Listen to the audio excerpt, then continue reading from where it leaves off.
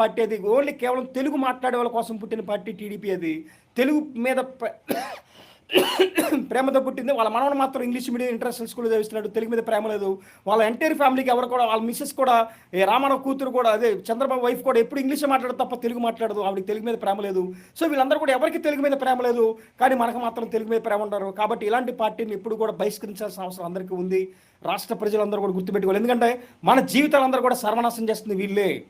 కాబట్టి ఇది మాత్రం బాగా గుర్తుపెట్టుకోవాలన్న. అలాగే జగన్మోహన్ రెడ్డి అనేవాడు ఎప్పుడు కూడా తాడేపల్లి ప్యాలెస్ నుంచి బెంగళూరు ప్యాలెస్కి, బెంగళూరు ప్యాలెస్ నుంచి తాడేపల్లి ప్యాలెస్కి తిరుగుతున్నాడు తప్ప అసలు ఏనాడు కూడా రాష్ట్ర ప్రజల గురించి ఆలోచించిన వ్యక్తి కాదు.